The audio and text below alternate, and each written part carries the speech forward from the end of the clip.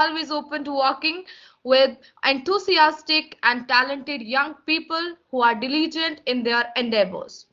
Now, I would like to welcome Mr. Sanchay Singh, the co-founder of Hackers Villa, having around 6 to 7 years of experience in cybersecurity and ethical hacking, with a good knowledge of bug hunting and web.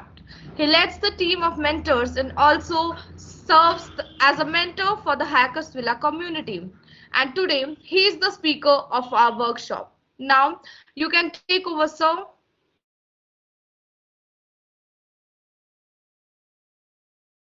Sanjay sir, are you here? Yeah. So, good afternoon, everyone. I guess my voice is audible to everybody. If I'm audible, please can I just see a message in chats or please let me know if I'm audible. Yes, sir, you are audible. Okay. So, is the chat locked or chat is on for all the people who are currently here? So chat is on. Chat is on. Okay, so we are having 35 people here, and I really want everyone to be interactive because if the session is not interactive, it would be very difficult for me to understand that you are understanding the things or not, right? So please do go ahead and do reply on the chat with a yes if my voice is audible to everybody of you over here. The 35 people over here, please do let me know in the chats.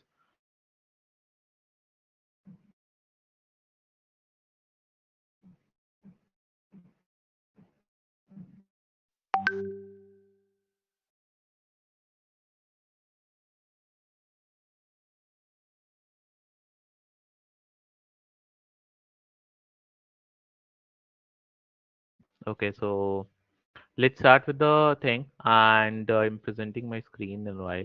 So by the time I'm presenting the screen, how many of you here think that security exists? Right? How many of you here think that security exists or does not exist? How many of you believe in security and what is security? Can I just see in the chats?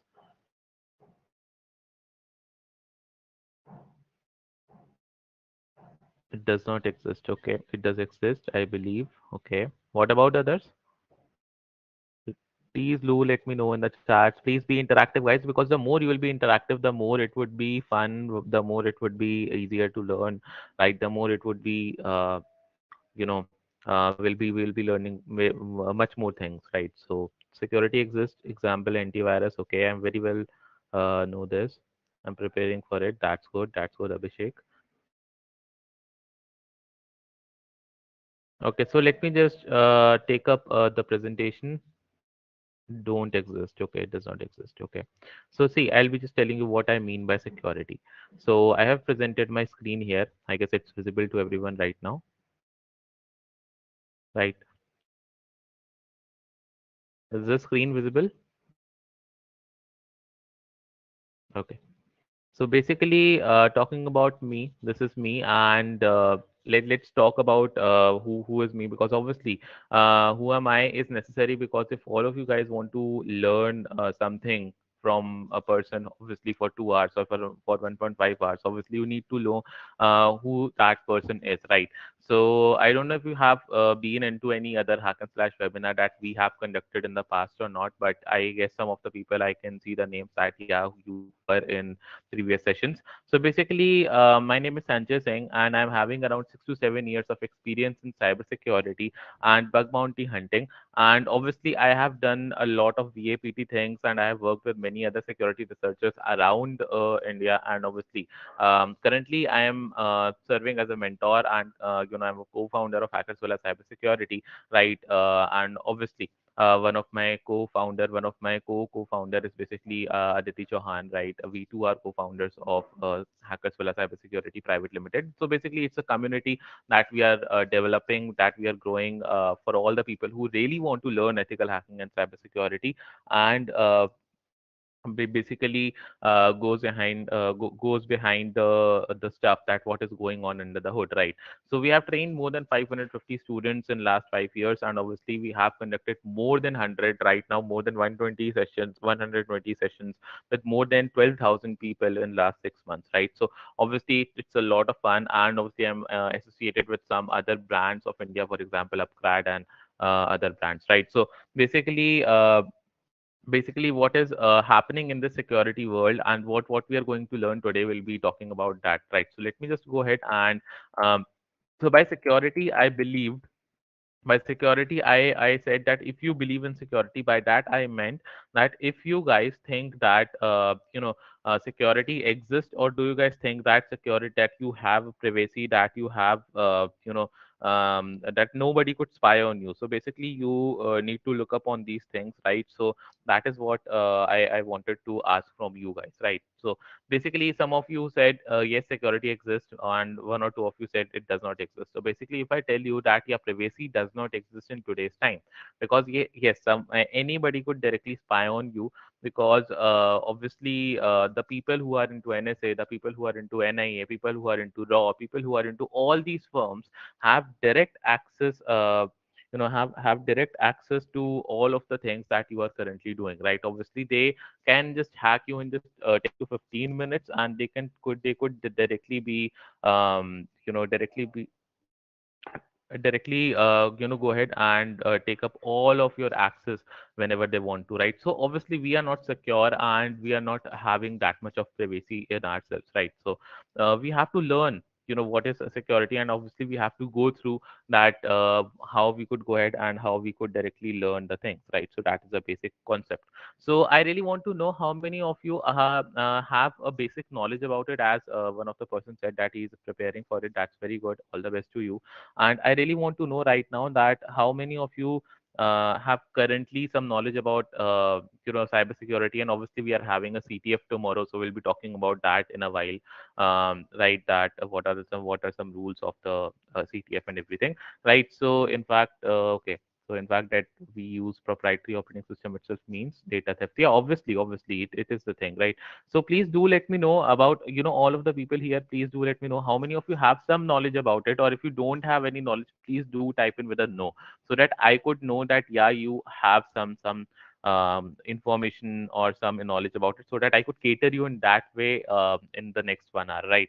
Because if you obviously if you are not a beginner and I would teach you a beginner thing, right, that would be a thing that you'll get bored, right? So I have decent amount of knowledge. Okay, no, but I haven't practiced in a year, so lol. Okay, no issues. What about others? What about others? Please do let me know.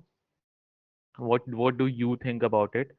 Okay, you're preparing for OSCP right now, Abhishek. That's cool. That's cool. So you're preparing for OSCP. You must have I guess you must have cleared CEH or CCNA, something like that, Abhishek, if I'm not wrong. I do some labs with Hack the Box and do CTFs. That's good. Okay. Okay, yeah, a lot. Leonardo da Vinci has just joined the conversation. That's very good. We have Leonardo da Vinci now. So basically, how many of you have, some knowledge about it? I really want to see if I have just got around 10 replies, right? There are around 30-35 people. Can I just see some more replies by some more people, please? Because I really want to teach you the thing that are not in the presentation. Obviously, I won't be going into the presentation part. We'll be going into the practical stuff of all these things, right? So what is CTF? Okay. That's awesome. Abhishek, OSCP is a bit tough. Yeah, capture the flag. Okay, so let's talk about it. Let's talk about it, right? So let's talk about some of the concepts of cybersecurity, right? So number one thing is basically let's talk about the CTF that we're going to have tomorrow, because you know CTF is something that is called a catch the flag, right? And catch the flag challenge is a challenge where you basically have a treasure hunt like thing, right?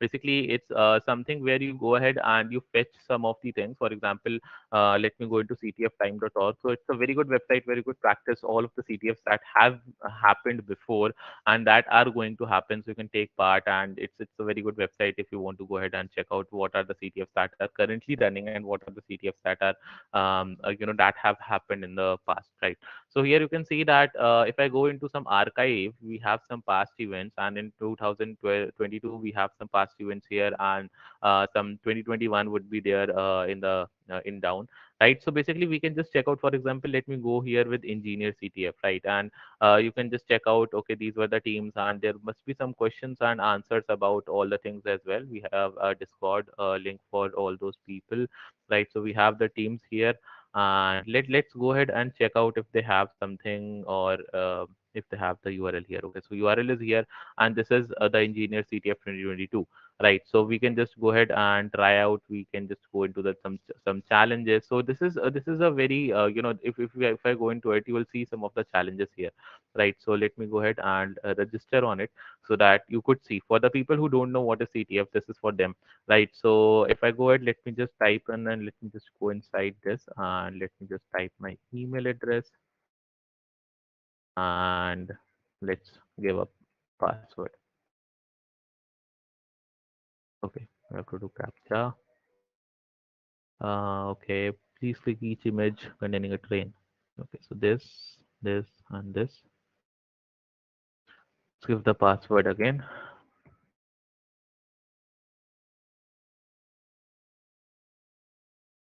Okay, so here we would be logged in, right? We have sent a confirmation mail. Let's go ahead and verify the confirmation mail, and we can then go into the challenges, right? So basically, if I go into the challenges, you'll be seeing a lot of challenges there. You'll be seeing some of the challenges, obviously, that are, that would be giving you some of the points, basically, right? So that is the basic thing, and let me go ahead and go into challenges now, right? So you can see that this is the challenge, and I could just create a team or join a team. So let me just create a team, and let's name it as Roundtable DTU, right? And team password, let's put it hello at the rate 123.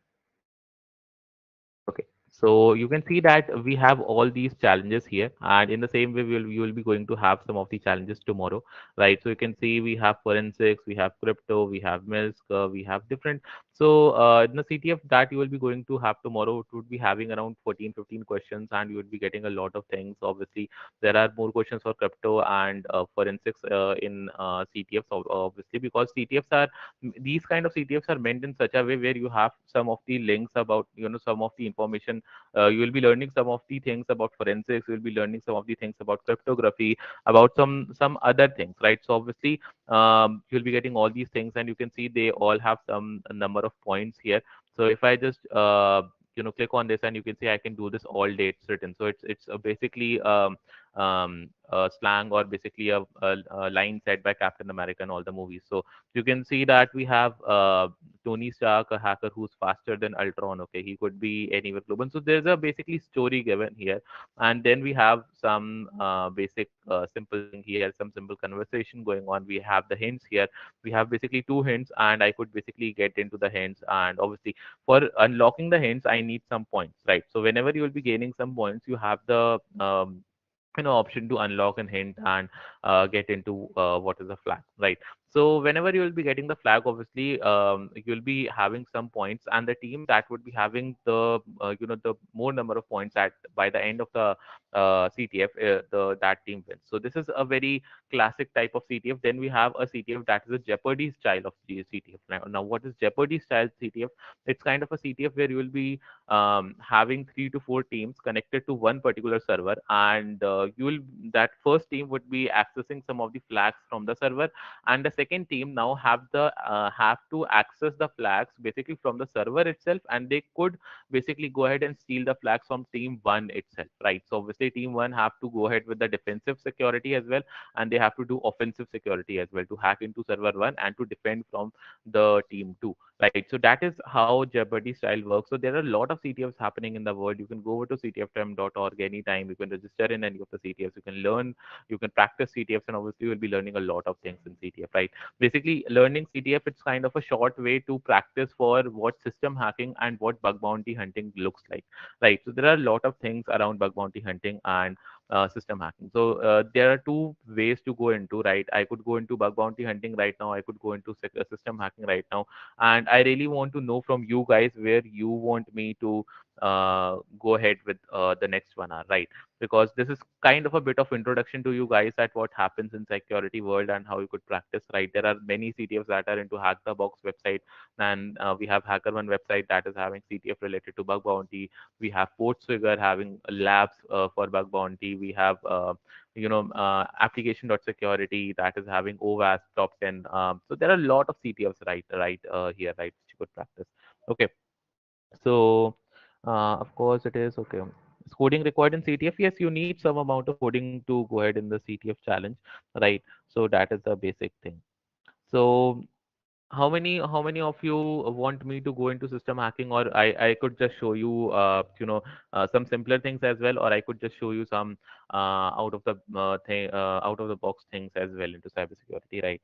So no, like DSA won't be required for your these challenges, right? DSA is required in further programming. If you want to go ahead and develop some software, develop some tool, then you require DSA, but not in the basically not in the field of cybersecurity consistently, right? So then we have C++. Okay, C++ is needed if you go into system hacking for scripting, basically, and for bash scripting, or basically for malware development. That advanced things require C language or C++ language. You will be also needing Python, Bash, or you will be needing Java as well in some cases. Right. So that is a basic thing. Otherwise, you don't need languages while starting into ethical hacking or cybersecurity. What are prerequisites for CTF challenge tomorrow? For prerequisite, you should know some amount of Python. You should know basic Python, and then you should have the knowledge of some basic web, how internet works, basically. And if you have some knowledge about how internet works, how Burp Suite works, how all these things basically are happening, and if you have some amount of knowledge of Kali Linux, it's basically a very simple challenge that is going to happen tomorrow, right? Not that very, very tough questions are not there, right? There are around 10, I guess 8 to 10 questions that are on easy level, right? Because that is more focused on first or second year of people. So obviously, for all the new people who are coming into this field, you will be able to solve some of the questions very quickly, right? Will there be same questions? No, there won't be same questions. How you execute XSS vulnerability to RC perfectly with different payload? Can you provide some resources? Um, that is a very different thing that you are asking right now. Basically, Abhishek, you could go ahead if you want to execute XSS vulnerability to run RC. You can, if you are having enough knowledge about JavaScript, I guess you could write a basic script that could give you a system exploit for it, right? And you could directly start a listener on the server, basically, and you could get the access into your netcat listener. So that is how it works, right? If you have the access, if you have reflected accesses even, then you can go ahead with the thing, right?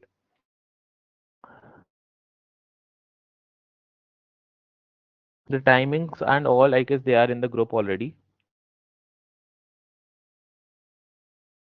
Okay.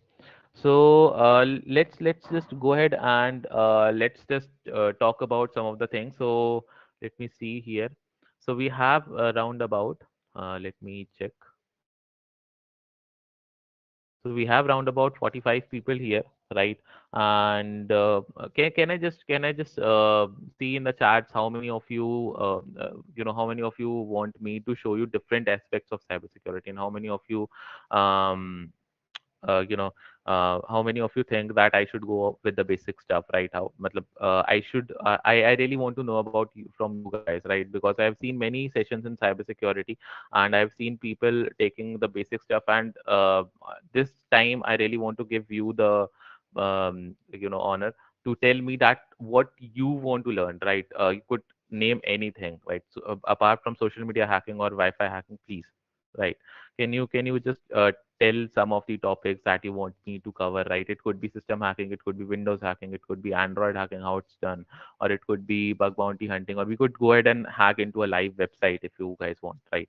So anything that you guys want me to go ahead with, right? Because there are a lot of topics in cybersecurity, right? I would be giving you a basic roadmap as well, how you can go ahead with that, right? So that is the thing. Kernel exploits are pretty advanced, I guess.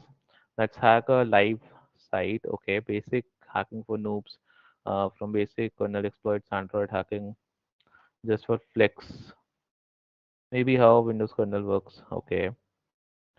Okay, so let's talk about some of the topics here. Let's talk about some of the topics. Let's start from some of the basic stuff. Let's go to the advanced stuff, right? So let me give you a basic thing, yeah, that you could also use for Flex, and that obviously give that could give you a basic idea of how Windows is working as well.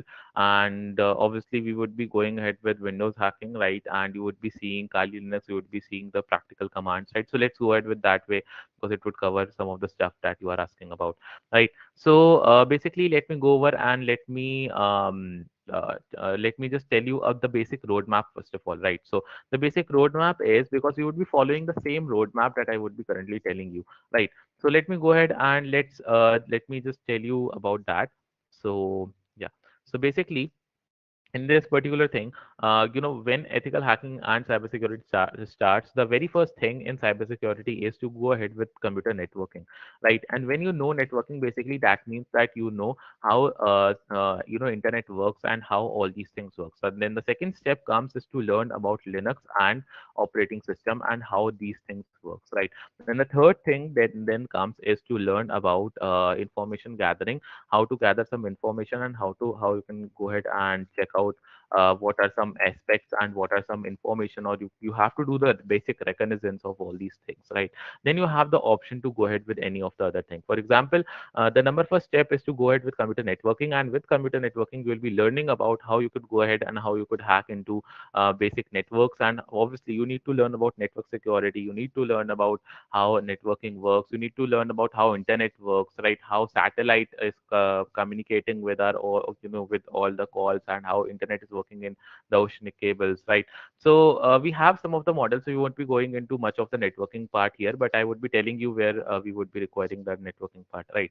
Then we have, once you have completed networking, right? If you are very basic, very beginner, and you want to start with ethical hacking, and you are not from computer science background, and even if you are from computer science background and you don't know some of the programming languages, and you are thinking that I should know programming to start ethical hacking, you don't need programming right now, right? The first thing that you need is to learn with computer networking, and then you need to move on with Linux basics. You need to learn how Linux is working and how basically what is the kernel, how it's working in Linux, and how Linux is handling the file system, how all these things are basically working, and you have to learn all these things, right? Once you have learned about Linux and operating system, once you have learned about some of the basic commands of Linux, once you have learned how to install Kali Linux and what is Kali, obviously, right? What is Ubuntu and what are some virtual machines and how do I open virtual machines? Once you have done all these things, then you have to go ahead and learn information gathering. Now, information gathering have a very wide perspective of seeing it, right?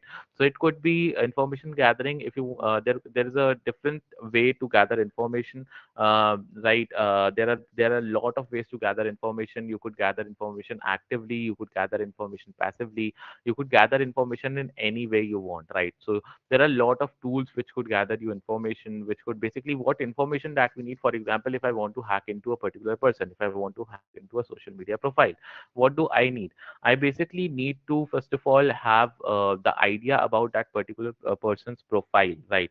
I basically need to have that idea about some that if he is on Facebook, if he's on Instagram, I have to basically go on and check on his Facebook profile, go on and check on his Instagram or Twitter profile, analyze their profiles, check out what they are sharing, check out their likes, dislikes, check out what is their date of birth, right? Because for example, if your date of birth is 1st of January and your name is Sanchay, right? So basically your password would be SANCHAY at the rate 0101, right? So this could be the basic password of yours, right? So this is a basic template that 90% of the people use, right? For example, if I'm having a password right like this, for example, if there was a friend of mine, and his name was Shaurya, and he was born on basically his date of birth was 15th of May. Right. So basically, what happened? His password was very simple. It was Shaurya at the rate, and then it was 1 5, and obviously May is 05. So obviously his password was this, and I just typed this at the very first attempt, and I got the login access, right? So basically, this is a very general way of looking at the password. So you have to gather some of the information, and even if you could find, who he is tagging into into his profiles. You could get the name of their partners, maybe their boyfriends or girlfriends, because most of the time we have the name of our partners in our passwords, right? Or basically partners date of birth in the password, right? So basically we need to have all these things covered, right?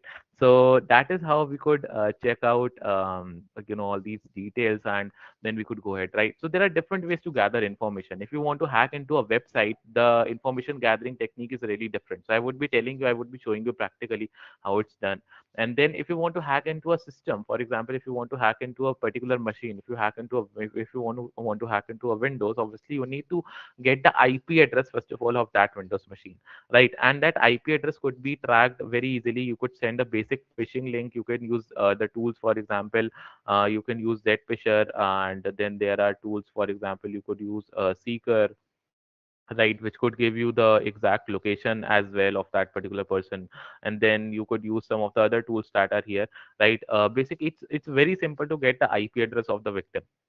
Right, all you need to do is to send him a link, and once the person clicks on that particular link, you would be getting the access to their IP address. And once you get the IP address, what other step involves is the fourth step, basically, that obviously is combined with the third step, is to go ahead and learn about scanning that particular system, right? So once you have gathered the information, you have to go ahead and scan that particular information. Once you have scanned the information, you will be getting a lot of things about, if that host is vulnerable, or if that particular site is vulnerable, or if that system is vulnerable to your particular attack or not, what you want to achieve with that particular attack, if it is achievable or not. And once you know that, okay, this is the thing, this is how I could go ahead and learn of some of the basic stuff about this particular target, right? You have some knowledge about vulnerabilities, and you have some knowledge about what are different kernel vulnerabilities that could be happening in the Windows, and that could be happening in other systems. You can directly go ahead, you can fire up your Metasploit, you can fire up your remcos, or there are some other shell taking tools, right? You could use those tools that are pre-installed in Kali, right? And you could directly take the access of that Win machine, right? So there is this particular step, right? And then the fourth step, basically, which I would be telling you to go ahead and to learn about exploitation, and also to learn about bug bounty hunting, because this is the thing where the things gets diverged, right? So you could also go ahead with exploitation, and then after scanning you could also learn bug bounty hunting. So there are different ways to go ahead with this particular thing.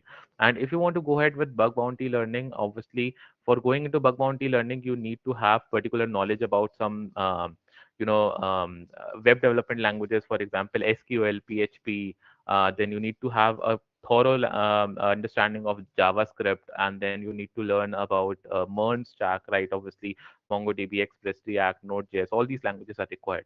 And once you go into exploitation, then you need the languages, for example, Python, Ruby. You need to have the knowledge of Bash, most importantly, right? So these are the languages that you need to basically learn about it, right? So that is the basic thing. In Linux, you have to install tools on your own. There are many tools that comes pre-installed in Linux, right? So Derp, John the Rip, and yeah, obviously these tools are very good for that. And okay, so let me just see some of the chats if some of you guys are asking something. Okay. Why hackers stress upon Linux, not Windows? Because Linux is more flexible into all these things, right? When you want to go ahead and when you want to use Linux in your own way, Linux is much more flexible into doing all these things. So you don't have to worry about the things that some apps are not supported by Windows, but in Linux, it's really flexible because the whole operating system works on C language, right? Just imagine if you have learned C language, you must be knowing about F stream, you must be knowing about IO stream, you must be knowing about STD input output, that is stdio.h header files. These two, three header files just take the whole operating system, just create the whole operating system, and the process, you can even change a particular process, right? For example, if I talk about Windows, right? If I talk about a Windows computer here, and if I go into Task Manager, you can see that all of the processes are currently running the exe files, right? You can see all these processes that are currently running are exe files, and you see I'm on Chrome, so chrome.exe is running, and all of these things are running, right? So you can see that I cannot go ahead and bypass these exe files or basically modify these exe files, right? I could directly just end the task or set some priority, or I cannot do anything else, right? But when you talk about this in Linux, right, all these are C files and all these are object files. You can open them in real time, set their RAM, set their CPU access, set their RAM access, check out what is the status and everything. Obviously, that is a very cool thing to go ahead and do Linux. So Linux is much more versatile and Linux is much more flexible than Windows. That's why hackers use Linux for hacking. Okay. Uh, so is Kali Linux an operating system? Yes, Kali Linux is an operating system. And how to download it? It's pretty easy. You can directly go to Kali Linux websites and they have the free download options because it's open source. So you have to go to kali.org and you can then go on to the download option, and obviously you will be getting a lot of things, a lot of possible ways to download. Right. The best way according to me is to download on virtual machine and live boot and the cloud option. Right. So cloud option will install your Kali Linux on your Amazon Web Services. You can log into your AWS account. It would give you 1 year of free subscription of Kali Linux, right? So you can use Kali Linux anywhere because it's in the cloud. Then the second option, that is virtual machine. It could allow you to run your Kali Linux inside your Windows PC. So you can, whenever you want to practice, you can directly go ahead and use this particular thing. So you have to use it for VMware or VirtualBox, right? So both the options are available, and then you could go ahead with the live boot option.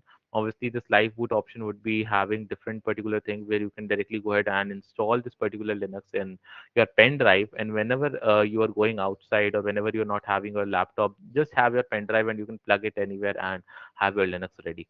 Right, so there are a lot of options as well. You could also use this bare metal if you want to install it sideways with your Windows, right, besides your Windows, like in dual boot or triple boot.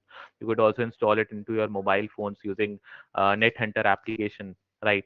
So there are many things where you can directly install this, right?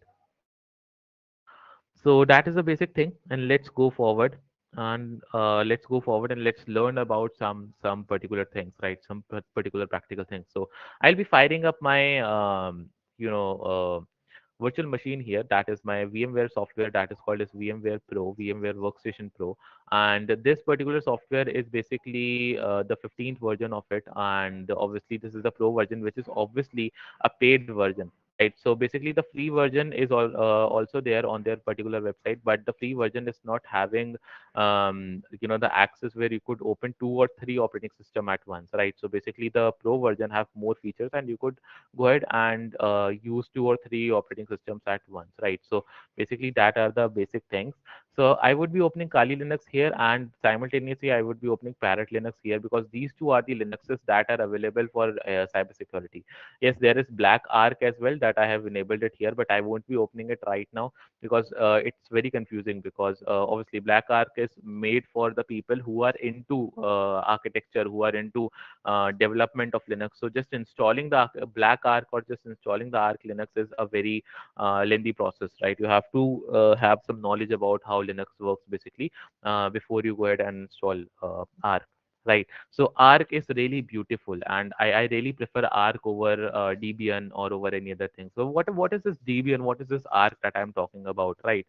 So basically, if I talk about all these things, right, if I go into Linux, right, Linux distributions, so there are a lot of distributions of Linux currently, right? If I go into this Wikipedia page here, you can see there is a map currently going over in the site, right? Let me open the map.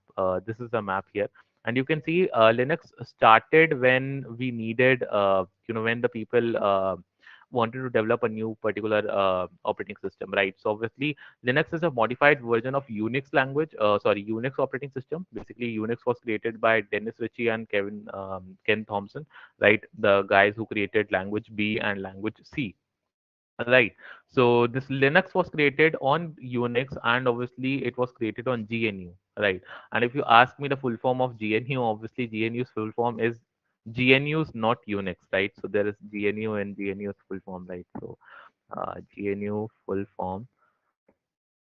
So you can see, so the full form of GNU is basically GNU's not Unix, right? So kind of a rickroll here. Okay, so we have this thing, and then you can see that basically when this GNU got developed in 1992, we had some of the Linuxes that were made by Linus Torvalds, right? So basically, the person who created this GNU and who created this particular thing was Linus Torvalds, and this particular person, he's all-time favorite of mine as well, and this person obviously created a lot of things. Obviously, he went on and he opened. He wanted to go on and create an operating system for his own purpose. So he created Linux because he wanted to go ahead and create an operating system that works on his particular will. But he also wanted that other people, if they have their own will, obviously they should start modifying their own version. So he created GitHub as well, so that people could go ahead and use their own Linux. And this was basically a overnight success, and people in all other parts of the world started creating their accounts on GitHub, downloading his Linux, modifying the Linux according to their own will. And that led to the emergence of basically different communities among people who started developing Linux, right? And you can see the first community was Slackware Linux, and then we had different communities. The second community was Debian, right? And the third community here is basically a Red Hat. So these three communities were built, and obviously these three communities are really, really big communities. Then we have Arc particular here. Right, Arc Linux here. So you can see these are the particular things. And if I talk about Red Hat, I guess you must all be having a subject or a optional course in your particular syllabus that you could go ahead with learning Red Hat. That would add a certification into your CV where you learn CentOS. And I have already installed CentOS over into my virtual machine as well. I have CentOS Red Hat over here as well, right? So basically, you could also go ahead with Debian because Debian is the most common operating system, right? Most common architecture, and in Debian, the most common architecture, the most common profile is Ubuntu, right? So you can see that Ubuntu is basically the most common operating system. And then with Ubuntu, many other operating systems branched out to give birth to many other new operating systems based on Ubuntu.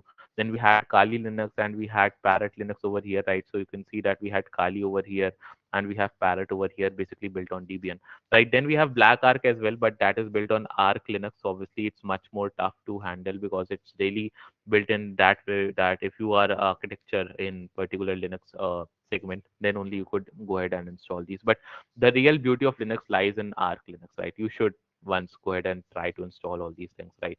Then around 2007, we got one more version of Linux where we wanted to install our Linux into our mobile phones, and hence the birth of Android, right?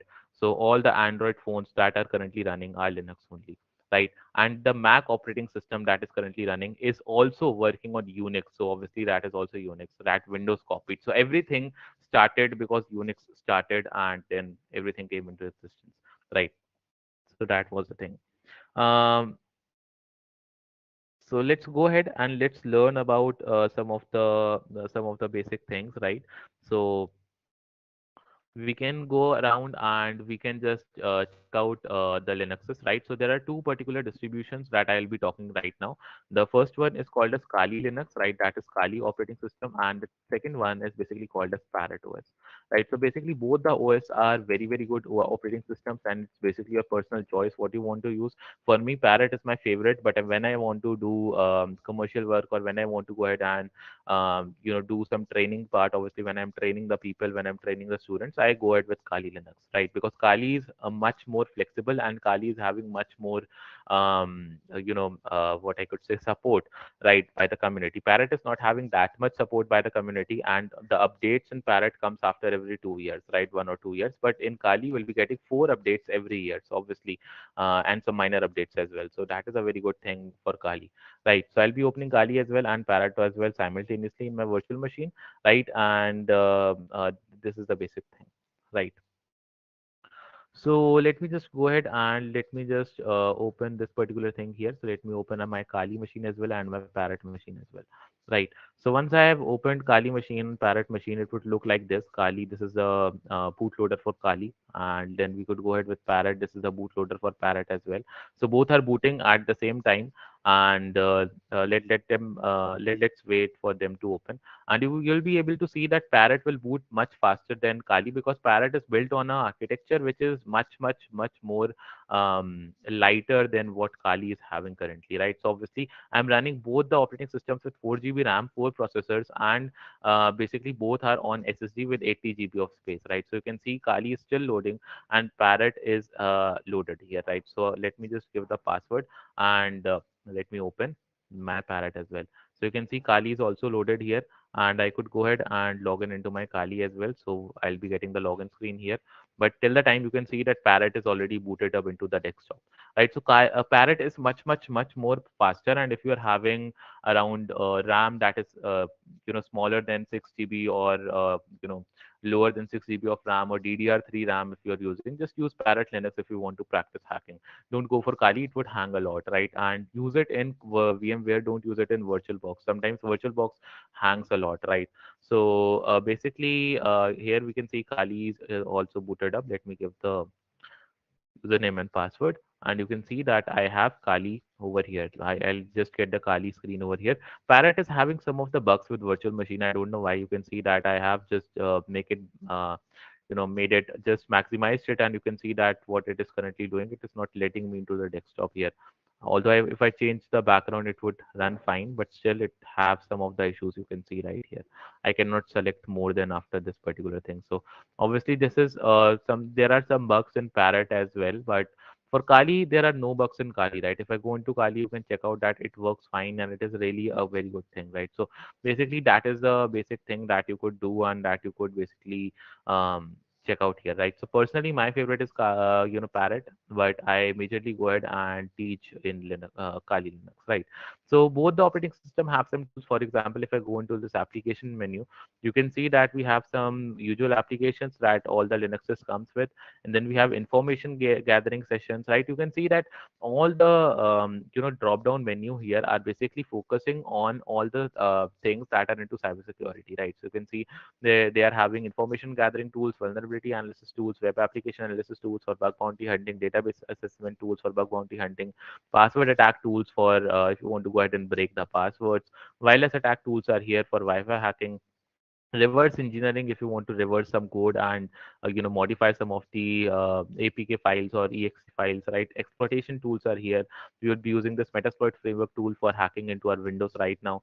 And then we have the sniffing and spoofing attacks are here, post exploitation attacks are here, forensics attacks are here, right? Then there are some tools which would help you to report a particular bug if you have found, right? Then we have this Parrot Linux, and if I go into the application menu of Parrot, you will be seeing that they have a separate entity for pen testing. Otherwise, they have the tools for programming as well. System tools are already there. System services are there. Some accessories are there.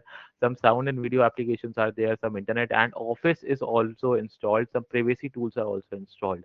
So Anon Surf and Tor and everything comes pre-installed with Parrot. So Parrot is having more than 1,000 tools currently, and Kali is having more than 7 to 800,000 tools. Sorry, 7 to 800 tools currently. So obviously, Parrot is having more tools, but yeah, it's a matter of fact that what you want to use, right? So we have all these tools that are mostly used: information gathering, vulnerability analysis, and all the same categories here, right? So we can also install some more tools if I want to, but these are the basic stuff, right? So let me go over and let me just shut down Parrot, because I would be working on my Kali machine here, right? So let me just shut down it, and by the time we go into the next uh, thing, right? So we have covered what is Linux, we have covered some basic roadmap of ethical hacking, right? We'll be going into some attacks. For example, we would be hacking into Windows right now, right? I'll be opening Windows in my other window. So till the time I'll be booting Windows, let's take some doubts, or let's understand from the people if you have understood everything right now. Can I use both Windows and Kali side by side? Yes, obviously. Okay, so all of you guys, have you understood this much of thing, right? All of the participants here who are currently into the session, have you guys understood what have been shown till now?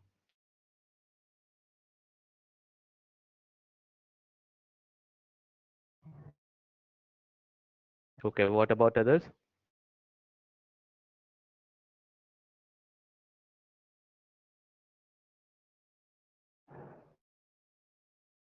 Please do type in quickly because so that I could move on.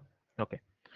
So basically, if you in case you get any doubt, right, you could be basically asking between in the chats. You said something about Parrot being fast because it's a different architecture. How's that?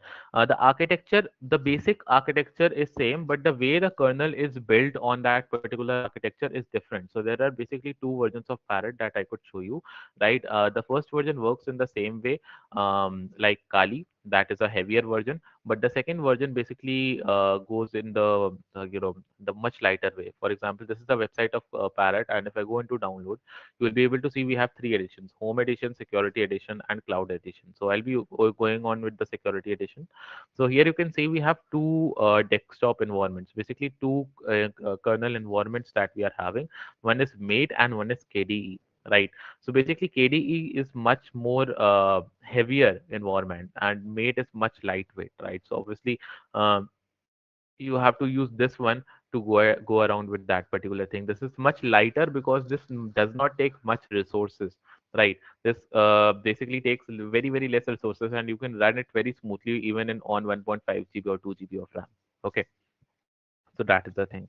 um, what is kernel? Basically, for the guys who are asking what is kernel, kernel is basically a layer between your Linux and your hardware. Basically, Linux instructs the kernel to do the things in such a way that hardware could understand easily, right? But in Windows, we don't have that kernel specification. In Windows, we have different drivers for everything, right? So it's something like that. For example, if I go into these kind of things, it's something like this, right? For Windows, it's basically kind of like this, that in Windows we have this hardware. For example, this is the whole hardware, and we have mouse here, we have keyboard here, right? We have a processor here, and let's say that we have RAM over here, and we have display connection over here. So in Windows, we would be having a different adapter for everything, right? Wi-Fi have different adapter, keyboard have different adapter, mouse have different adapter. So there are different drivers for everything. Then there is one more layer that covers all of this, and then we have the windows over here, right? So this is a much more complex way to handle what how your hardware is currently working, right? So basically in Linux, what we have in Linux, basically we have all the hardware and we have only one layer basically over all of the things, that is called as your kernel. And then over your kernel you have directly the Linux, right? So that is a much more easier way to handle how your system or how your hardware would work, right? Which tool are you using, right? To write on the screen, it's Epic Pen basically. So as a beginner, I download Kali Linux in my Windows 7 and learn hacking or any other requirement to download. You can download Kali Linux and you can start practicing over the things, right? Just start using Linux in such a way that if you want to do some things, for example, if you want to go ahead with to watch a movie, if you want to go ahead with to watch some to surf internet or to play games, right? Just use Linux. That how can I do this particular task on Linux as well? And you have to use the terminal only. You don't have to use the you don't have to use the things, for example, your mouse and some other clicks, right? Just go ahead and use your terminal to do all the things, right? And let me launch the terminal. It's the shortcut is Control Alt T, or either you could search in your application menu about terminal. So this is my terminal. Let me make it big, and here I have to write all the commands, right? That would make my Linux work, right? So the basic concept is to go ahead and use the commands only to play the files, to run the files, to execute some files, and to do all the things, right? And this is where everything would work, right? So this is also called a console. This is also called our terminal, and you can also use it in your Android if you are having Termux, right? So Termux application let you have a terminal phone as well. You could use it in Mac operating system as well. You could use it in your iOS, or you could use it in your um, Windows as well. That is CMD, right? So basically, if I talk about CMD, it's also a kind of terminal for Windows, right? So there are different things. So basically, this particular terminal that we are currently having is basically having all the commands, right? This is where we would be writing all the commands. For example, currently you can see that this is my name, right? And then I have the community name here. That the this is basically called the host name, which I have written at Hackers Villa, right? And then I'm having this dollar sign, which basically tells me that I am a user in this particular version of Linux, right? So it could either have this dollar sign, or it could either have you know this hash sign. So there are two ways. Either it could have this dollar sign, or either it could have this hash. So what is the meaning of this hash, or what is the meaning of this dollar sign? Basically, hash sign means that you are root, or basically you are administrator of your Linux account. And if I talk about dollar signs basically tells you that basically you are currently a normal user into your Linux, right? You are not having the root permissions or root access into all the things, right? So that is the basic thing about it, right?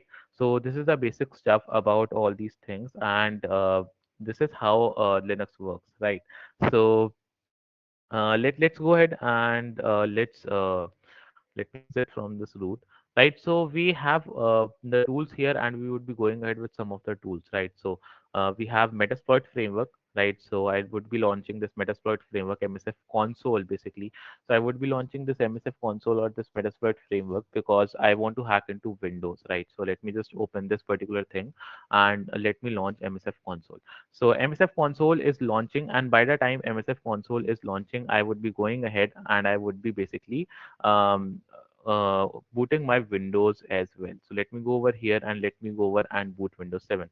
So the attack that I'm going to do currently is basically using Windows 7. Why I'm using Windows 7 and why I'm not using Windows 10? That is already my host, right? Why I'm not using that particular Windows, right? Because there is a basic system, there is a basic firewall that is currently working on my Windows a 10 machine and not on Windows 7 machine. What I want to tell you guys is that this particular attack that I'm going to do currently is is that much faster, or that quick attack. It could actually go ahead and hack into any kind of Windows if you have their IP address, and if that Windows is not using any kind of antivirus that is basically a strong antivirus, right? If you're using not an antivirus or Avira, AVG, McAfee antivirus or Quickheal antivirus, those kind of antiviruses, if you're using all these things, with this particular attack, you could be hacked and your antivirus won't even know that I hacked you, right? Basically, that is the basic thing here.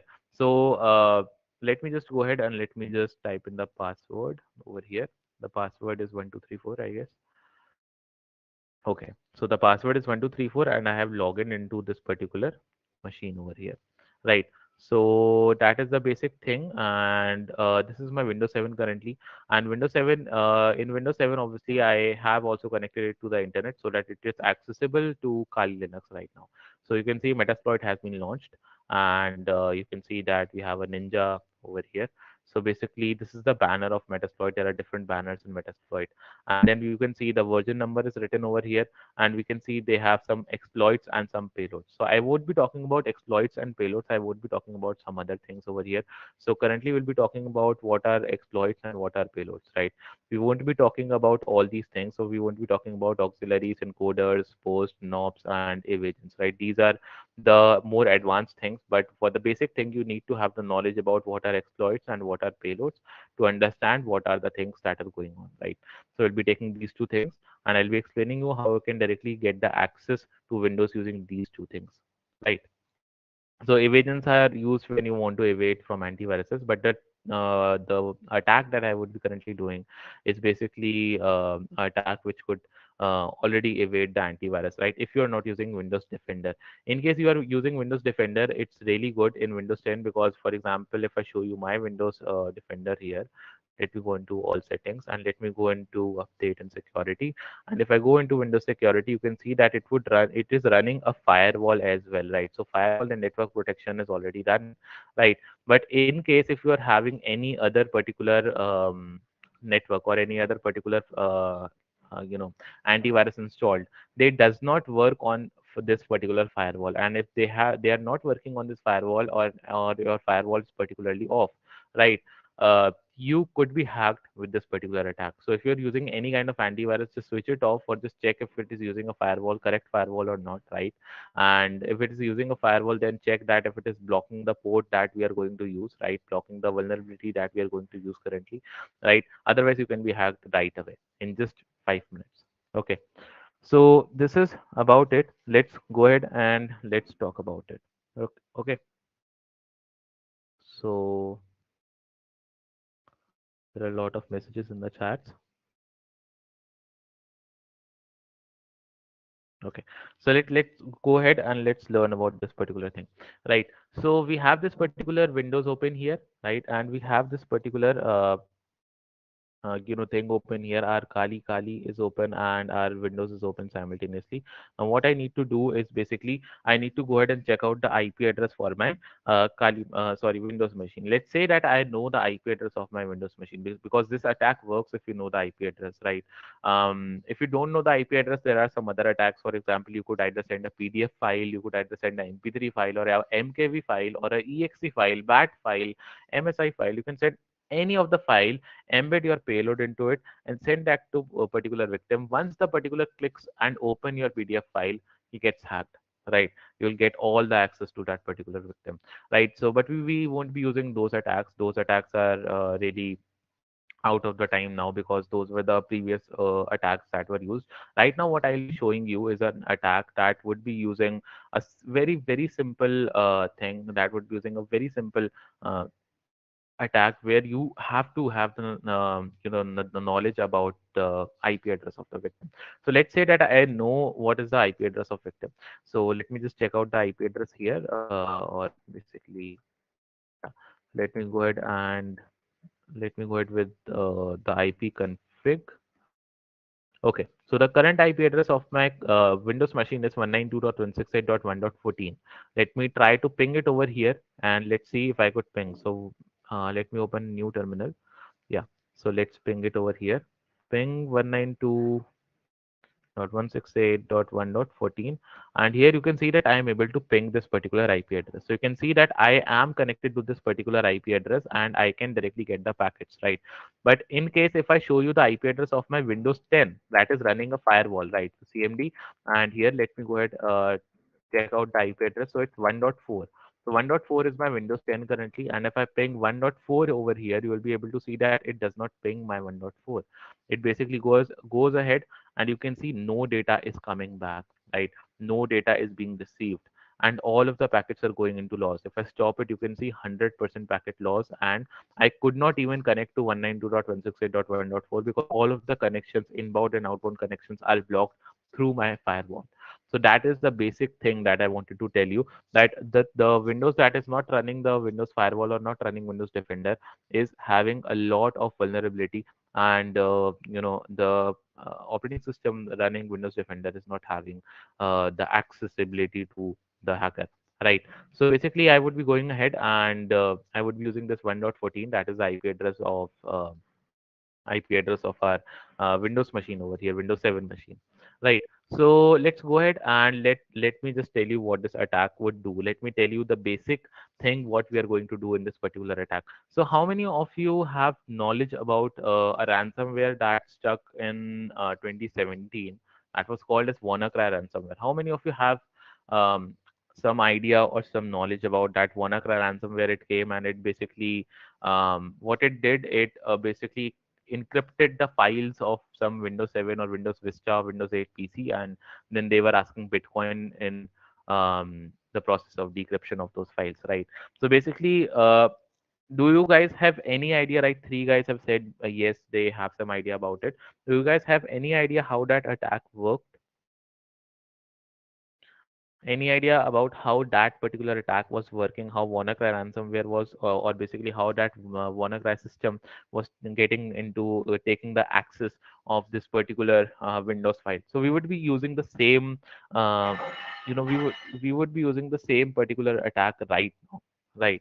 So let's just go ahead and let me just use the same attack, right? So let me just tell you the basic concept how WannaCry was able to get into this particular thing. And mind it, this bug and this particular thing is not fixed in even recent version of Windows, because Windows have now escalated to Windows 11, and they have stopped delivering security updates to Windows 7, 8, and earlier versions of Windows 10. So basically, the Indian guys, all the people, all our ATM machines, every banking system is using still Windows 7 and Windows 10 earlier versions. They are not updating their Windows, and obviously, everyone is vulnerable to this particular kind of attack. So this is having a mass population, and obviously, that's why they targeted this particular system, right?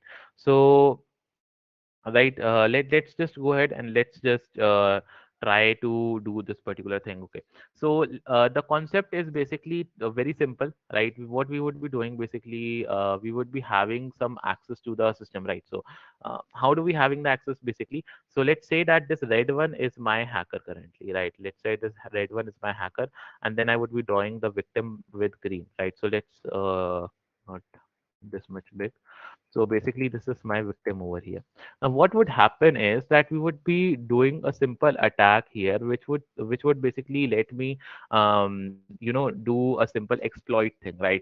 Basically, I would be writing some of the exploit over here, and then this particular exploit, what I would be doing, basically, I would be going ahead and I would be typing in some of the command. Basically, what it would do, it would go ahead and it would create a simple exploit over here, right? A very simple exploit over here, and obviously there would be a system working over into my victim's machine, right? And in my victim's machine there would be a very cool system that would be working, that is called a simple firewall, right? That even if you even if the earlier versions of Windows, that is Windows 7 and Windows 8, have the firewall open by default, but obviously they have some of the ports or some of the holes in the firewall that are open, right? And this particular whole number is called as port 445, right? So there is this particular number 445. Every hole in a firewall is having some number. What this hole means, this hole means that there is a particular service that is running on this particular victim's PC, and which by which we have the access. So why I'm using the blue color over here, because I'll be using the same particular service. I would be just asking the victim, right? I would be sending this file to the victim's IP address, and I would be making it such that the victim would see that okay, this file is kind of a file that should be accepted by port 445, right? So the victim would be like, okay, let me accept the file. And whenever the victim would accept this particular file, the file will start executing some scripts over into victim's particular PC, and it would create a very simple application access and very good simple access to the victim's PC. And whenever I'll be getting the access, it would then go ahead using the payload option. Remember, I told you there are two things that we would be going to use: exploit and payload. Basically, the exploit is the way by which we are taking the access into the machine, and the payload is the second thing that would create a backdoor. And by this backdoor, I'll be getting a connection back to my machine, right? So basically, this connection that is getting back to my machine is using a payload, right? Now, this particular connection is called as a reverse connection, because obviously we are using a reverse connection, and I want to go ahead and give it a reverse connection. So this particular thing is using a reverse connection, and this reverse connection is a TCP based connection. What is TCP? Means basically transmission control protocol, or basically these packets are very secure packets and a very common packets. The whole internet works on TCP packets only, right?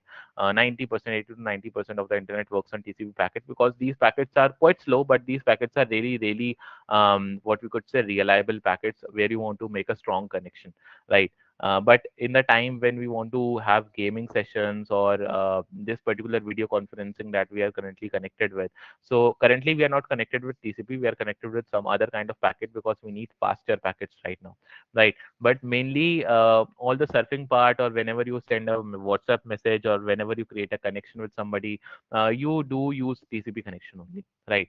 So basically we are having this TCP connection, and we need this reverse TCP connection so that we could get a correct or a basic stable connection over to my machine, right?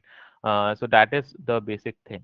So what I want to do, I want to check out what is my payload or what is my exploit. So before coming onto this particular topic, let me also go ahead and tell you that what we are currently doing. So first step that I told you was information gathering.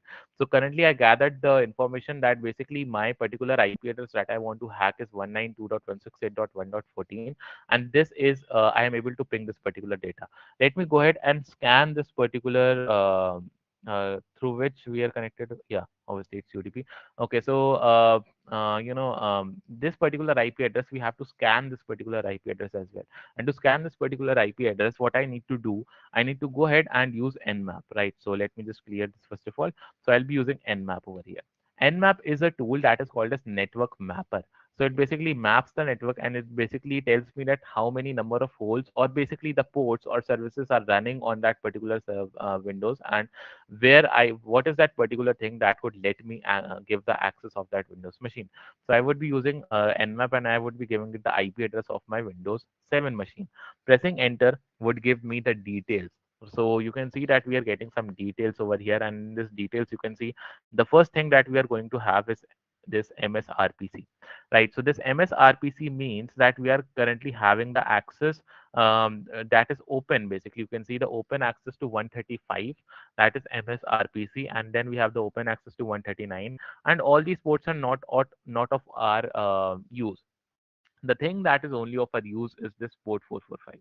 If this particular thing is open, right, in case if you have any IP address in your system, or in case if you have any IP address of any machine that you want to test currently or you want to practice, right, you can get the IP address of that particular machine, scan that IP address, check if port 445 is open, and if port number 445 is open, you could directly hack into this particular port.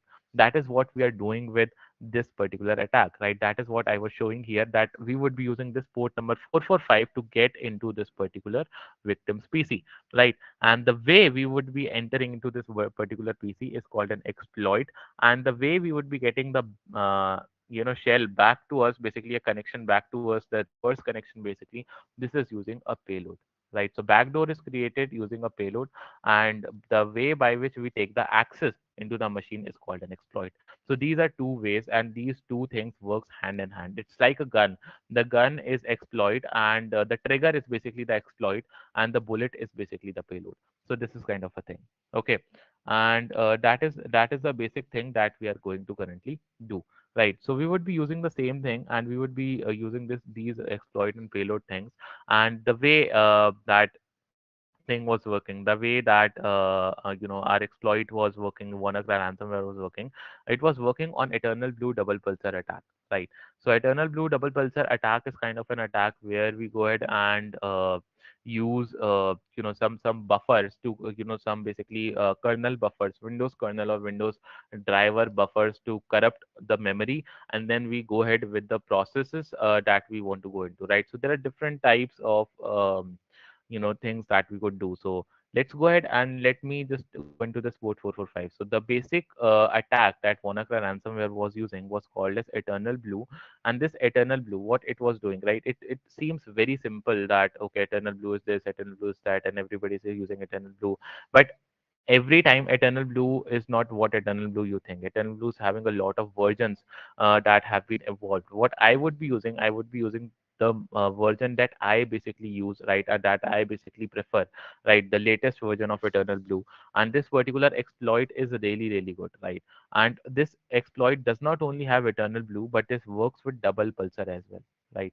Now, what is this double pulsar? This is the basic code name of the exploit that works with Eternal Blue, that corrupts the memory, that corrupts the RAM of Windows, right? Basically, the process, the port 445 service where it would be running into the RAM of Windows 7, I would basically corrupt that particular RAM segment, and then I would go into that particular RAM segment and I would write my own process instead of um, that particular service. And when I would be writing my own process, right, my own process would get executed, and I would be getting the access, and I would be getting a back reverse connection back to me.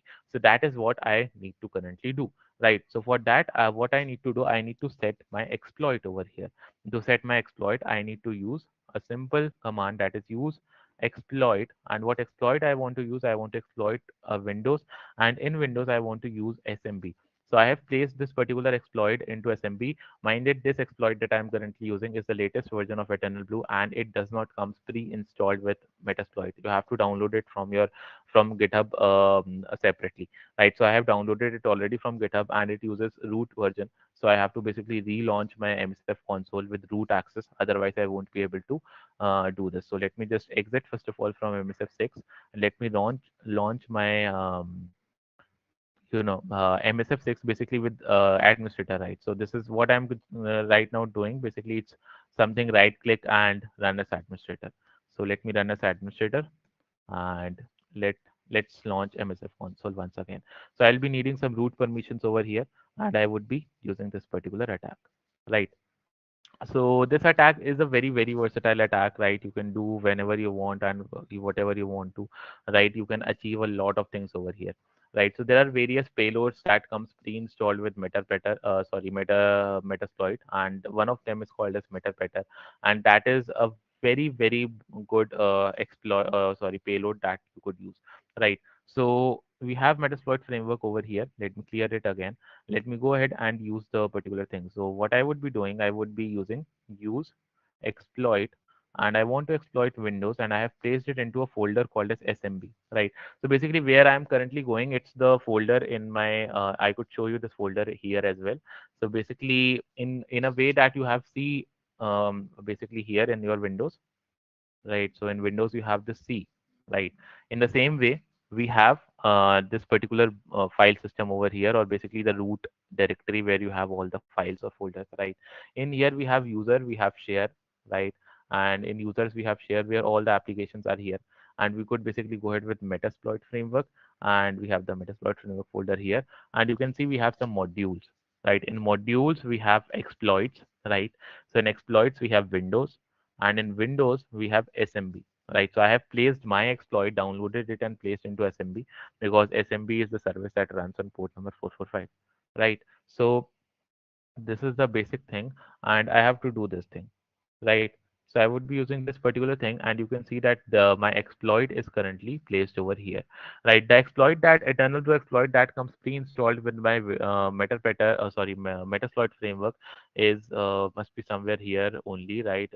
Let me see. Okay, so this is the thing that comes pre-installed with my Metasploit, but I would be using this one that I am currently having, right? Which is also using double pulsar attack, right? So I would be going over here, and as you can see, this is the same location that I'm writing, exploits Windows SMB. So exploits Windows SMB, and then I have a file name as Eternal Blue. So I would be writing slash Eternal Blue. Just press tab for autocomplete, and we have this Eternal Blue double pulsar. Press enter to set it. And once it is particularly set, you can see that we have to configure the payload as well. So it have can default it to a default payload over here, and this is kind of a write payload, but I have to know what operating system I am currently hacking into. For example, if I am hacking into um, Windows 7 64-bit, so I have to specify 64-bit into my payload, right? So what payload I want to use, I want to use the same payload that is specified, that have been defaulted to, but I want to use the payload with a 64-bit edition, not just 32-bit edition, right? So let me go ahead and change the payload. To change the payload, you have to use set payload, and then you have to give the name of payload. So the name of payload is basically Windows, because I want to hack into Windows, x64 because it's a 64-bit version, and if it's a 32-bit, you can just leave it, right? You could go ahead directly, which is basically right here, right? So this is a 32-bit version, and right now I would be writing a 64-bit version, right? Then I have to name the name of the payload, right? So this Metapetter is the name of the payload that comes pre-installed with our particular Linux machine, right? Then I have to go with this reverse TCP connection. Basically, as I already told you, this reverse TCP connection means that we are running on TCP protocol or a TCP packets, and we are creating a reverse connection, right? So just press enter, and you can see that we have set the payload as well. So once your payload is set, once your exploit is set, you have to give the IP address of victim. So I would be doing show options, which would be basically giving me some configurations that I need to do. Press enter, and you can see here are all the options that I need to do. So basically, you can see that our everything is set, right? Our L host is set. Basically, L host means And one very important thing here which you have to know, lhost basically means your IP address, and our host basically means the victim's IP address. So everything is set. We have to change two or three values over here, and then we can go ahead with this particular thing, right? So this is particular thing, and you can see that we have lhost. We have already said this is our IP address, right, where reverse connection would take place, right? So this is already said. We don't have to worry about it. Then we have to give the IP address of victim in this. So we have to set our host. So I would be just typing set our host and the IP address of our victim. Right, that was 1.14. Press enter, and this is particularly done. Right. So this is done, and now what I want to do is I want to go ahead and use I want to give it some more options. For example, this target architecture. um, this target architecture is here, and you can see this target architecture is x86. Now 86 is used for 32-bit, and you can see it is telling me that I have to change it to 64 if I want to do 64-bit attack. So I have to change this as well, target architecture, and I have to use x64 for this, right? Then the next thing that I have to change in this particular thing is basically the process I wanted to inject. Right, so you can see that it is injecting currently this, but if you read the description, it is saying name of the process to inject into, right? That is change to LSAS if you want to do it for 64-bit version. So I have to change this as well. So let me change this process inject and lsas.exe, right? So done. And to double verify, I can show the options again to check if everything is set or not. So you can see everything has been set. lsas.exe has been set, IP address of victim has been set, and target architecture has been set. All I have to do is to press either run button or run command, or basically to run to type an exploit. I have to type in either of the command, and just pressing enter would then give me the access to Windows PC. Right.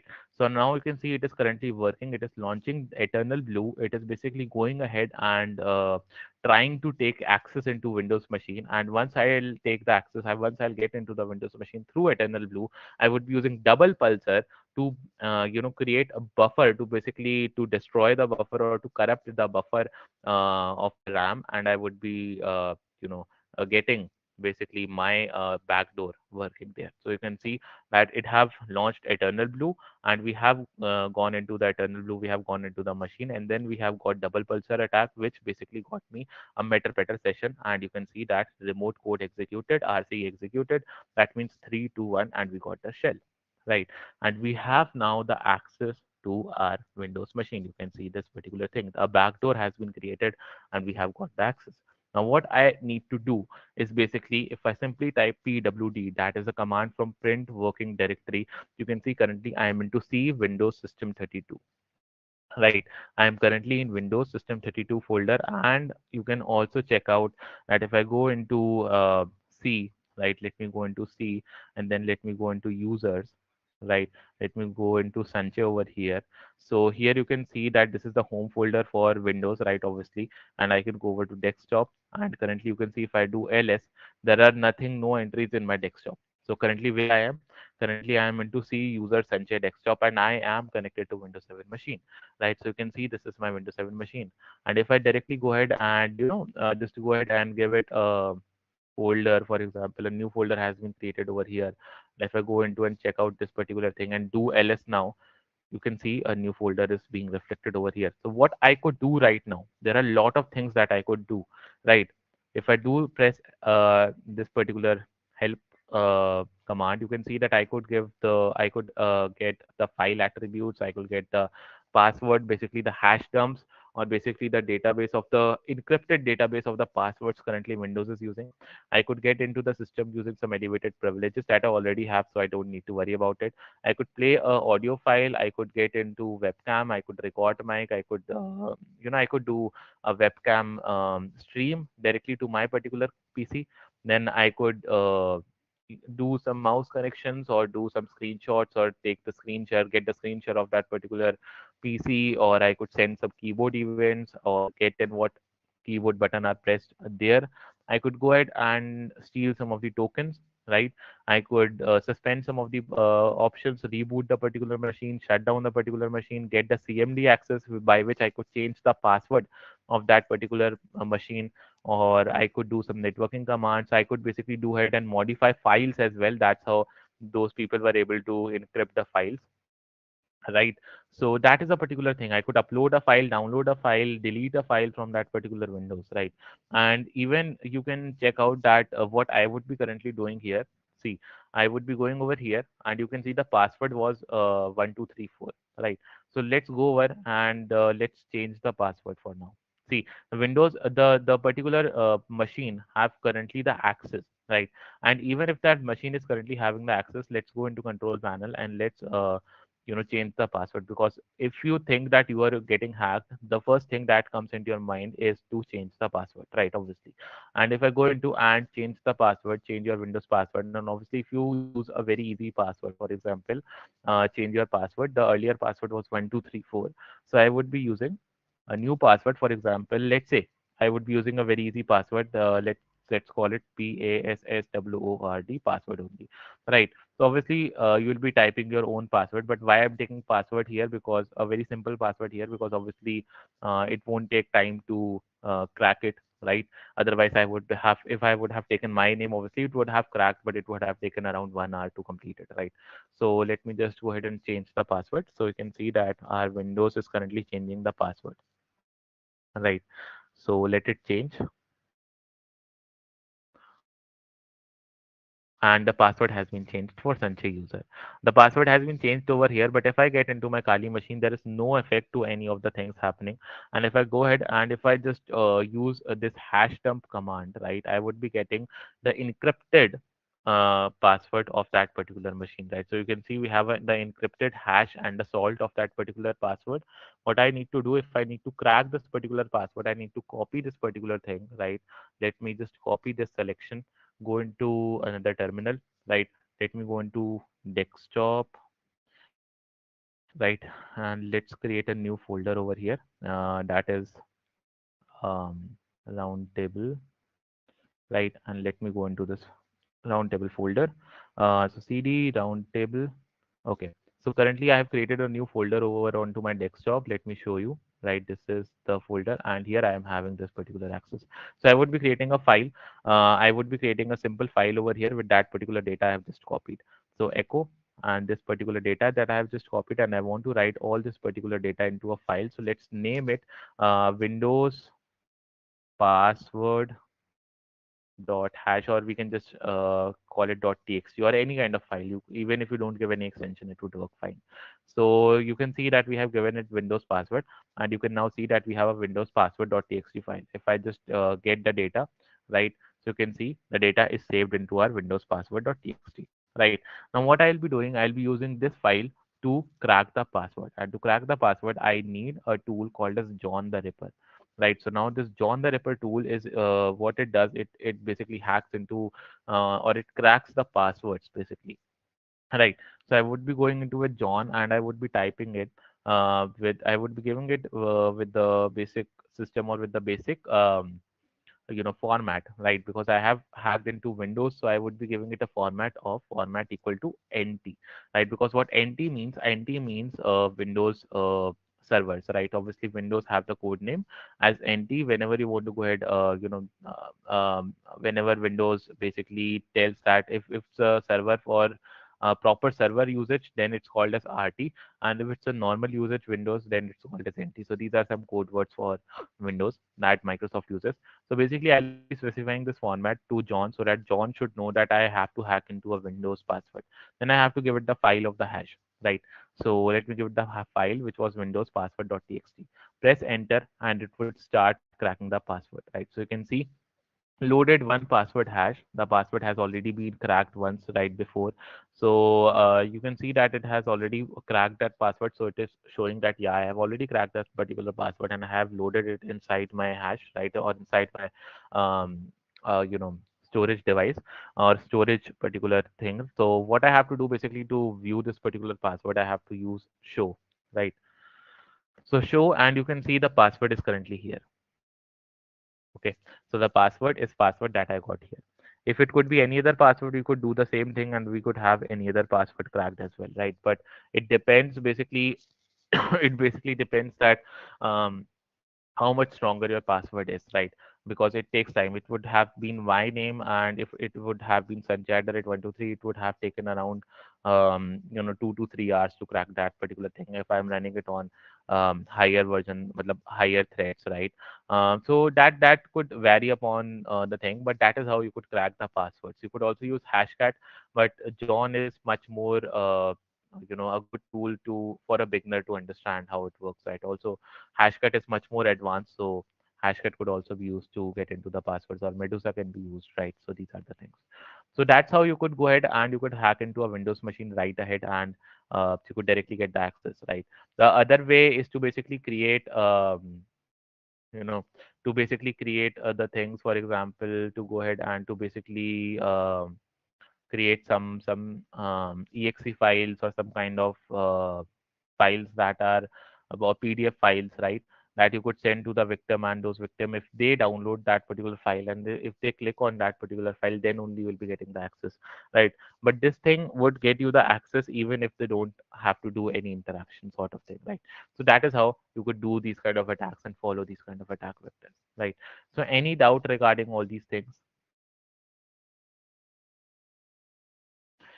Any doubt or anything like that you want to ask?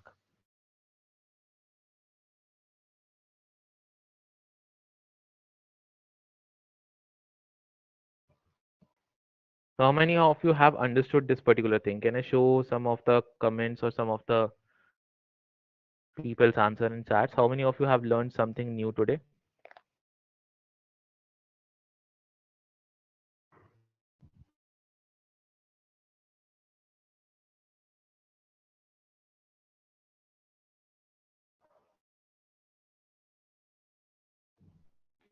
Okay.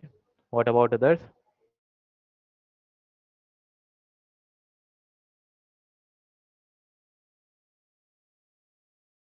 Quickly, guys, quickly. Can I see the responses in the chats, please?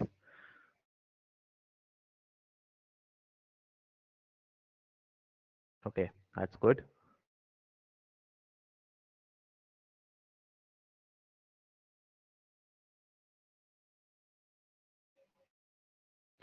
So basically, we are having a lot of things that are, currently happening in the cybersecurity world. So any question that you want to ask or any doubt that you want to ask, it could be either off topic, it could be either from this particular topic. Then we can go ahead with the session and we can just talk about some other things as well.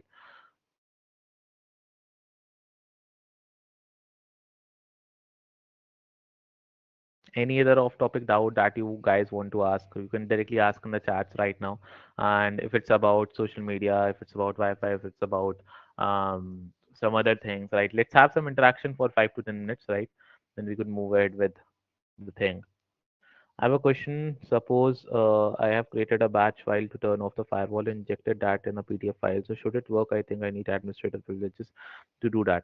If your payload is working, right? If your payload works, then you can have the access directly, right? If you have created a PDF file, injected a batch file, if that batch file is created in such a way that the end access that you will be getting is um, the access to the uh, you know system32 folder, right? Or basically the elevated access folder, then only you could evade it from your firewall or basically disable your firewall. That is the basic step. If you get the access of normal thing, because by having a PDF or by having a exe file, you do not get the elevated access. So first you have to get the access of normal user, then you have to elevate it using some of the attacks, and after that you will be able to get into you know bypassing the firewall and everything. Normal user access, yeah, normal user access we will be having currently, right? If we are using PDF files or if you are using exe files, so that is a basic downside of using those kind of attacks, right? But that those attacks are basically used when you want to go ahead, and if you don't have IP address of the victim and you want to trick the victim into getting into the exe files or something like that. Okay. No, you directly cannot use the commands like netsh or net user commands basically. You need to have system 32 access, and you need to have basically the access to the root user basically, or the administrator, right? So any other doubts? There are around 65 participants who are attending. Uh, any other doubts from any other person? If you want to ask something, or should we go ahead? The CTF that we are going to have tomorrow is obviously a 12-hour event, and there are around 10 questions for easy, 4 questions for medium difficulty, 4 questions for tough and hard difficulty. Obviously, the things that you require is basic coding things, right? The basic programming things, basically, programming knowledge and coding knowledge is must, right? A basic knowledge about it, a basic knowledge about web security, basic knowledge about some of the bugs, for example, XSS, SQL injections, and all, right? And if you have all these things, or if you know how to pen test an Android application, if you know about all these things, you are good to go for the CTF, right? And also, there are some challenges in the easy section that you don't need any kind of knowledge for that, so you'll be having all these things as well. Can you share some resources with us, like OSINT, Active Directory, website request header, or etc.? Um, OSINT, Active Directory. There are a lot of resources, Abhishek, which you could go ahead with. What I like is there are some YouTube channels which are very good resources for that, and also you could go ahead with Integrity Bug Bites as well. They guys upload their articles in a week, right? So Integrity is here, and if I go ahead with Integrity, you can see that not this Integrity. We have to type in Integrity bug bites, right? So basically, integrity bug bites are really, really good if you want to learn about OZNet, if you want to learn about all these things, right? There are a lot of attacks that are done, and obviously every week you have something new. So for example, you can see 9th March we have got this particular bug bite, and this last bug bite was having the articles from 28th of February to 7th March. So everything that happened in these 7 to 8 days are here. So you can see, first of all, we have article of the week. So we have 2 articles over here, right, which you could learn about all the basic things. So HTTP headers are here, right, and some RFCs are here.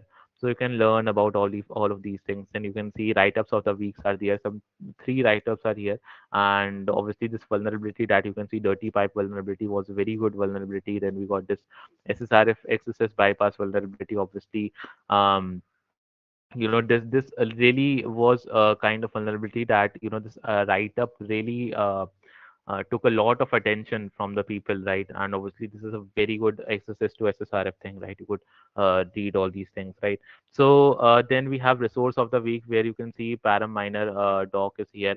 Tool of the week, that is padding Oracle Hunter. Video of the week is here, right? That is finding zero day in Apache. Obviously this is coming on from YouTube, right? So let's see whose channel it is uploaded on.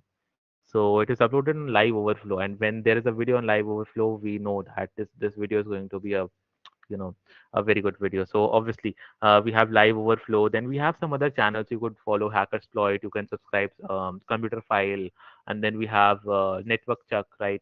All these guys basically have different aspects of going into system, right? So if I go into David Bombal is also good, right? John Hammond, right? So basically all these guys are really, really good, right? Don't go for guys, the Indian guys on YouTube, right? If you're learning hacking, because those are kind of chapri hacking videos, right? But if you really want to go ahead with learning how these things are basically working, right? So you can just go through all of these things, right?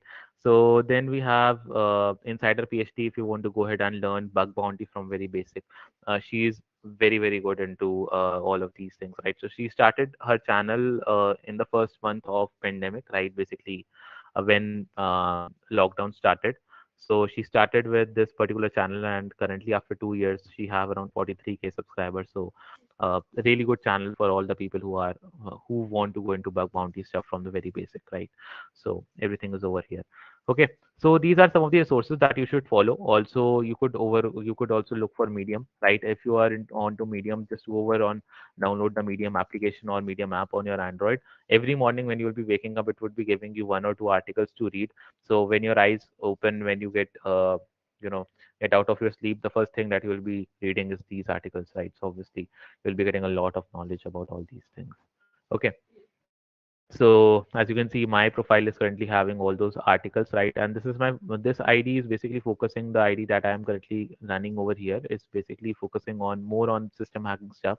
The ID that is logged into my phone is having the stuff that is basically on bug bounty hunting, right? So you could go over and check out other people's articles so that you could learn. Then we have pen tester land. This is also a very, very good thing, right? If you don't want to look onto articles that are either on Medium or either on Hacktivity or either on Integrity or something like that, you can move into pen tester land. And all of the articles that are very, very good are listed here. So you can see that SSRF article is here as well. And then you can see AutoRap article that got $40,000 of bounty, obviously account takeover from Microsoft. It's also here. Right? We have all the links for the authors, so you can directly go over here and check out all these things, right? So that is a basic thing. WhatsApp bug bounty, bypassing biometric authentication using VoIP. So you can also see that we have this particular person who have bypassed his authentication bypass, and obviously you can read the article. So that is how you could read and you could do all kind of stuff, right?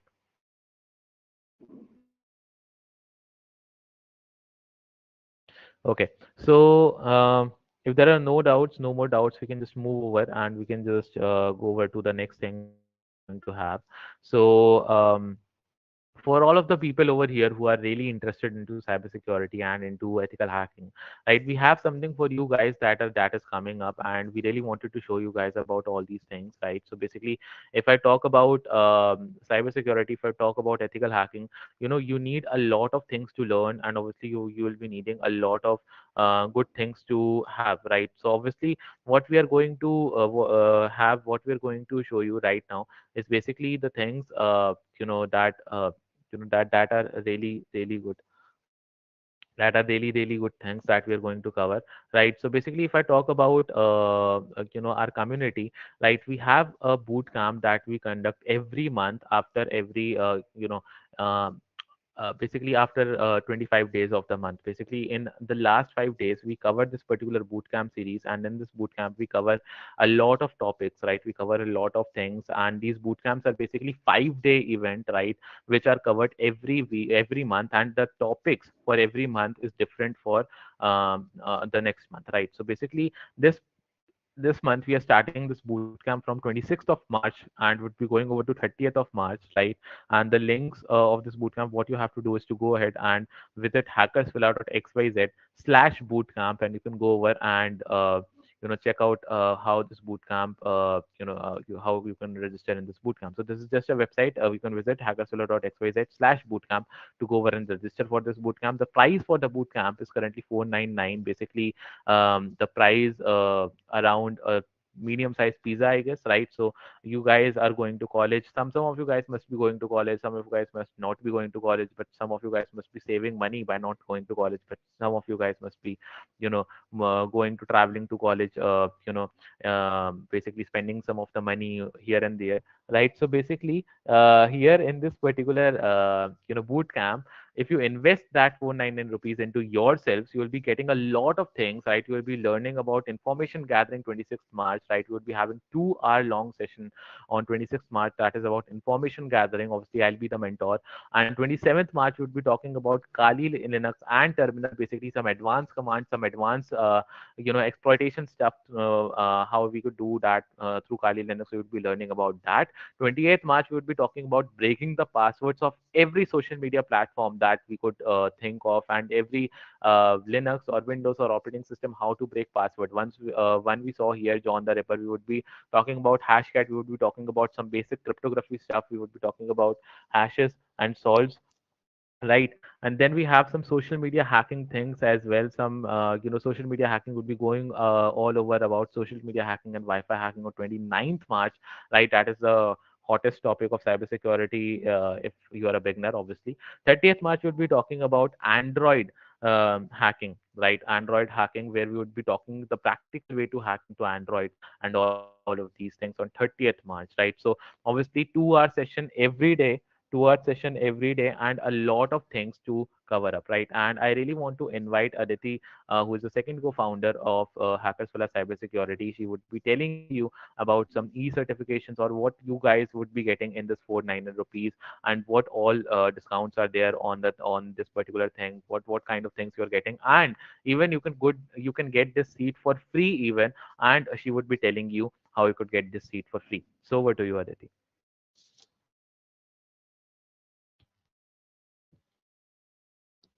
Yeah, so I hope my voice is audible to everyone. And initially, we are super thankful to you people that you joined us today for this long session, right?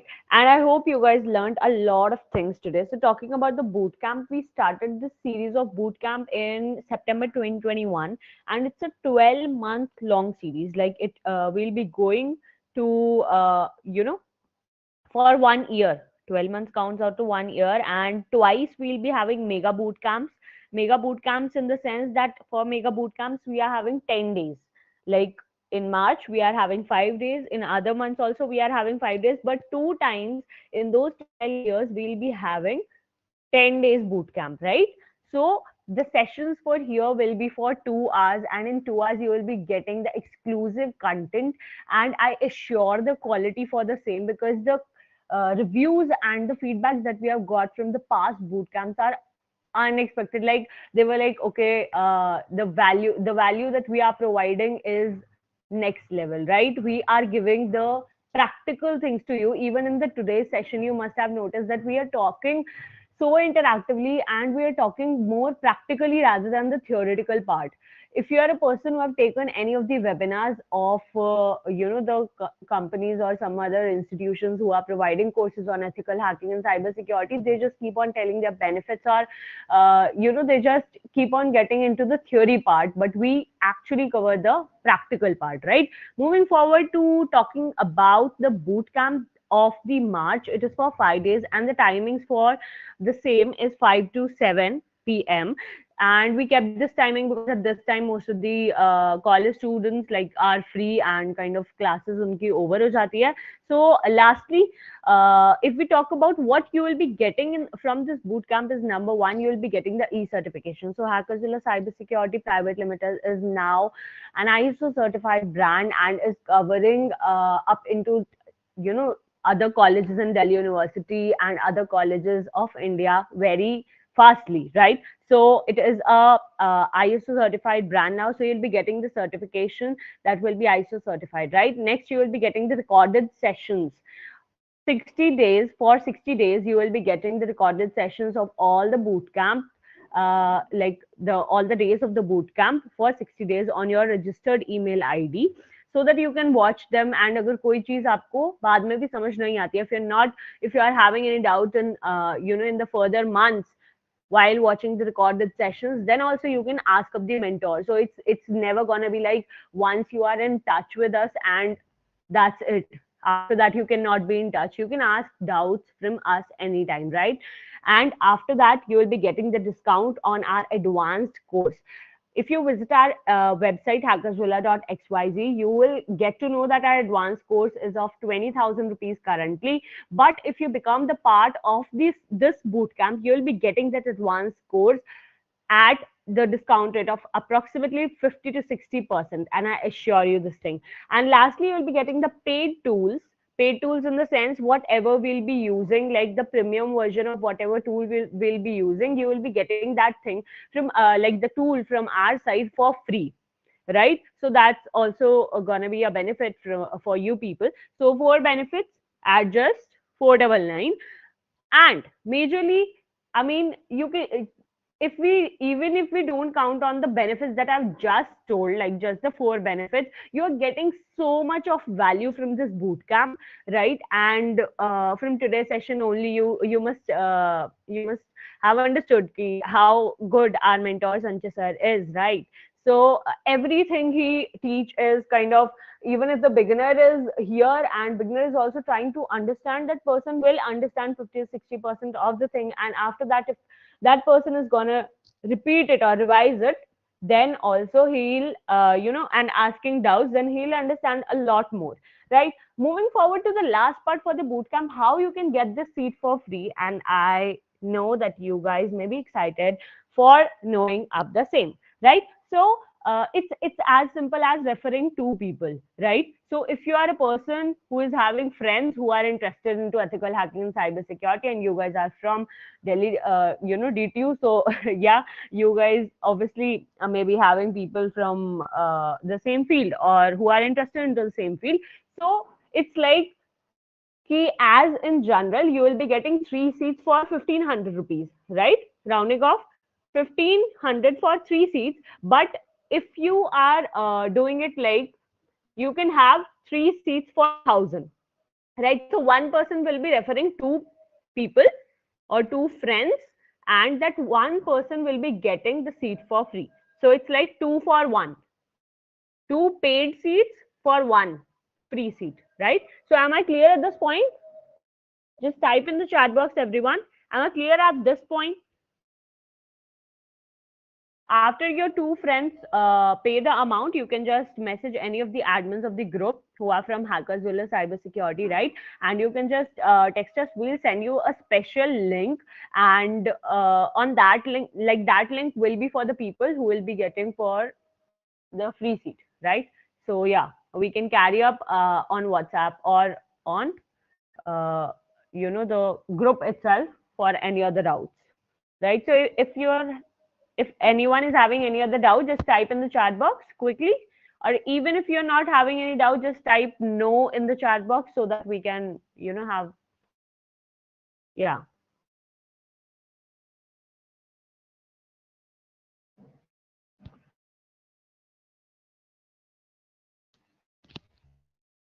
Okay, so really thank you for telling about all these things, Aditi.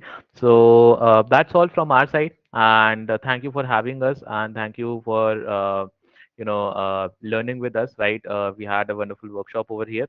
So over to Upasna. I must say, on behalf of everyone, that it was indeed a very insightful webinar, Sanjay sir. Now, let's conclude the event. Thank you so much, sir, for being here and giving us such informative session. Thank you so much, everyone.